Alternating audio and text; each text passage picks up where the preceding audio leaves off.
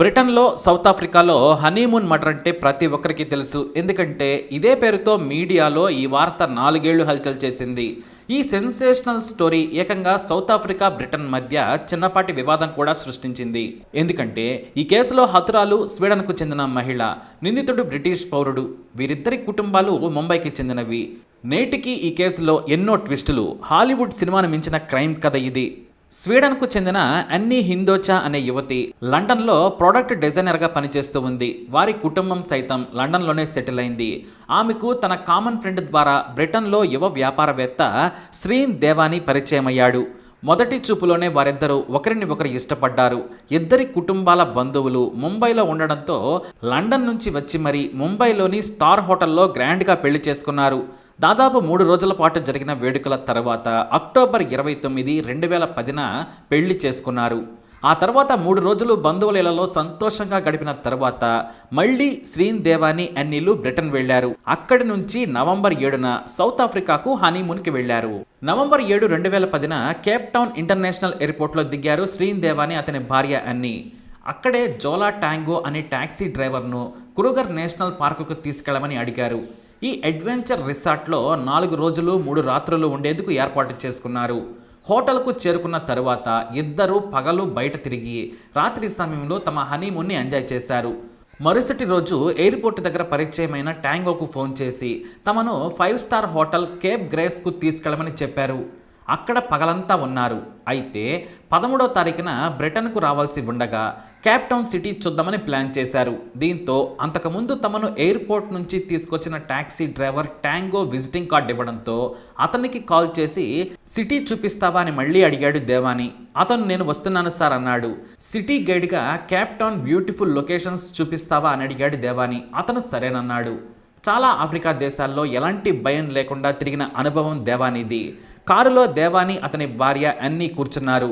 Cape town main city నుంచి వెళుతుండగా సడన్గా డ్రైవర్ టాంగో కేప్ టౌన్లోనే అత్యంత ప్రమాదకరమైన టౌన్షిప్కు వెళ్లే రోడ్డు వైపు కారును తీసుకెళ్లాడు.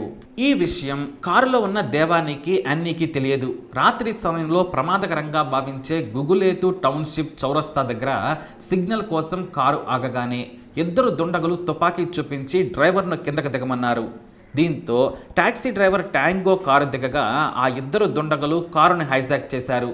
కొద్ది దూరం వెళ్ళిన తర్వాత దేవాని దగ్గర ఉన్న డబ్బులు, ఫోన్, వాచ్, రింగ్తో సహా అన్ని విలువైన వస్తువులు లాక్కొని కిందకు దిగేయమన్నారు. కానీ తన భార్యను కూడా వదిలేయాలని బ్రతిమలాడాడు. వాళ్ళు తుపాకీ చూపించి నీ భార్యను కాస్త దూరంలో వదిలేస్తాం, ముందు నువ్వు వెళ్ళిపో అని చెప్పారు. అన్నీ కారులోనే ఉండి కేకలు పెట్టింది.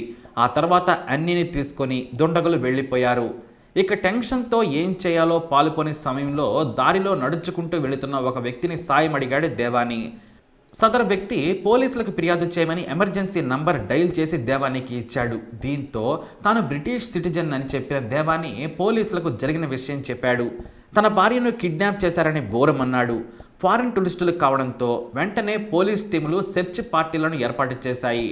గంటలో లుకింగ్ ఫర్ బ్రిటిష్ సిటిజన్ అన్నీ దేవాని అని పోస్టర్లు వేయించారు పోలీసులు.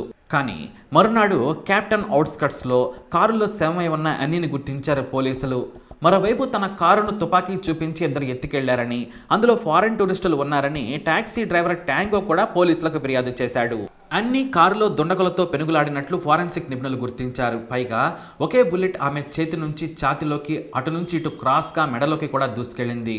ఆ తుపాకీ తోట పెనుగులాటలో తాకి ఉంటుందని గ్రహించారు. దేవానీని ఆ కారు దగ్గరకు తీసుకొచ్చారు పోలీసులు. ఆమె మెడలోని డైమండ్ నెక్లెస్తో పాటు ring, bag, blackberry phone miss అయిందని చెప్పారు. బ్యాగ్లో క్యాష్తో పాటు క్రెడిట్ కార్డ్స్ కూడా ఉన్నాయని చెప్పాడు అన్నీ భర్త దేవాని. ఎవరు చంపి ఉంటారనే దానిపై టాక్సీ డ్రైవర్ టాంగోని విచారించారు పోలీసులు. రాత్రి సమయం, పైగా మంకీ క్యాప్స్ వేసుకుని ఉండడంతో దుండగులను గుర్తించలేదని చెప్పాడు. వెంటనే సీసీటీవీ ఫుటేజీలను తీవ్రంగా పరిశీలించారు పోలీసులు. అయితే అత్యంత ప్రమాదకరమైన స్లమ్గా పేరున్న M10 ఏరియా నుంచి ఒక ఇన్ఫార్మర్ ద్వారా పోలీసులకు ఖచ్చితమైన సమాచారం వచ్చింది. ఆ సమాచారంతో అన్నీ దేవానీని చంపాలనుకున్న వ్యక్తి జోలీ ఎంగిని అనే నేరస్తుడని అరెస్టు చేశారు పోలీసులు. అతని ఫింగర్ ప్రింట్స్ కారులో కూడా లభ్యమయ్యాయి. అతనిని విచారించగా క్యాబే అనే మరో నేరస్తుడి పేరు చెప్పారు. ఇద్దరు కూడా మొదట తమకు ఈ నేరానికి సంబంధం లేదని పోలీసులకు చెప్పారు. అయితే సరిగ్గా హత్యకు ముందు వీళ్ళిద్దరూ కలుసుకున్నట్లు ఒక షాపింగ్ కాంప్లెక్స్ ముందు ఉన్న సీసీటీవీ కెమెరాలో రికార్డ్ అయ్యింది. దీంతో ఈ ఇద్దరే చంపారని Cape Town city police commissioner general Bheki Cele ప్రకటించేశాడు. ఈ honeymoon murder case South Africa మీడియాలో సెన్సేషన్ క్రియేట్ చేసింది. ఒక్క కేప్ టౌన్ మాత్రమే కాదు, దేశం మొత్తం సంచలనం సృష్టించింది. ఆ తర్వాత ఆ హీట్ బ్రిటిష్ మీడియాను కూడా తాకింది. అటు నుంచి స్వీడన్లోనూ అన్ని బంధువుల ఇంటర్వ్యూలతో అన్ని హత్య అంతర్జాతీయంగా వార్తలకెక్కింది. నిందితులిద్దరూ కూడా నేరం చేసినట్లు వీడియో రికార్డులో ఒప్పుకున్నారు. అన్ని దగ్గర బ్యాగులను లాక్కునే సమయంలో ఇవ్వనని పెనుగులాడింది. ఆ సమయంలో బుల్లెట్ దూసుకెళ్లిందని క్వాబే పోలీసుల ముందు ఒప్పుకున్నాడు. కోర్టులో సైతం నేరం అంగీకరించడంతో శిక్ష తగ్గించి ఇద్దరికీ 18 ఏళ్ల జైలు శిక్ష విధించింది కేప్ టౌన్ కోర్టు. కానీ నిందితుల తరపు లాయర్లు మాత్రం మా క్లయింట్లను చిత్రహింసలకు గురిచేసి ఒప్పించారని పిటిషన్ దాఖలు చేశారు. అంతేకాదు మరో సెన్సేషనల్ స్టేట్మెంట్ కూడా ఇచ్చారు. ఇక్కడే కేసు అంతా కూడా మళ్ళీ మొదటకొచ్చింది. ఇదే ఈ స్టోరీకి ట్విస్ట్. తన భార్యను చంపాలని అన్ని భర్త తమకు 1000 రాండ్లు ఇచ్చారని మీడియాకు చెప్పారు. దీంతో south Africa crime branch hack ఈ కేసును మళ్ళీ రీఇన్వెస్టిగేషన్ చేసింది. ఎందుకంటే అంతర్జాతీయ ఒత్తిడి తట్టుకోలేక పోలీసులు హై ప్రొఫైల్ కేసును తొందరగా క్లోజ్ చేసేందుకు క్వాబే ఎంగినిని టార్చర్ చేసి ఒప్పించారని వారి తరపున లాయర్లు ఆరోపించారు. అయితే అప్పటికే తన భార్య మృతదేహాన్ని బ్రిటిష్ ఎయిర్వేస్ ద్వారా లండన్ తీసుకెళ్లి అంత్యక్రియలు కూడా జరిపించేశాడు భర్త దేవానీ, వారి కుటుంబ సభ్యులు. దేవానీ తమ కూతురుని చంపలేదని తాము నమ్ముతున్నామని అన్ని తల్లిదండ్రులు కూడా స్కై టీవీలో ఇంటర్వ్యూ కూడా ఇచ్చారు. కానీ దేవానీని విచారించాలని సౌత్ ఆఫ్రికా పోలీసులు మాత్రం కోర్టులో పిటిషన్ వేశారు. ఎందుకంటే తమ టూర్ ముగిసిన కేప్ టౌన్ సిటీ రాత్రి సమయాల్లో ఎందుకు చూడాలనుకున్నాడు. అదీ కాక ఇక్కడ మరో విషయం జరిగింది. పెళ్ళై 10 రోజులు కాకముందే అన్నీ తన భర్త మీద ఎందుకు విరక్తి చెందింది, పక్కనే ఉన్న ఫోన్లో ఎందుకు అతడికి సీరియస్గా మెసేజ్లు పెట్టింది, నువ్వు నా జీవితం నాశనం చేశావు, నా జీవితంలో నుంచి నువ్వు వెళ్ళిపోవాలని ఎందుకు రాసిందో అతను చెప్పాలని కోరారు. అంతేకాదు సౌత్ ఆఫ్రికా క్రైమ్ బ్రాంచ్ మరో సెన్సేషనల్ విషయం బయటపెట్టింది. దేవానీ స్వలింగ సంపర్కుడు. అతను గే. అలాంటిది అన్నీని ఎందుకు పెళ్లి చేసుకున్నాడు?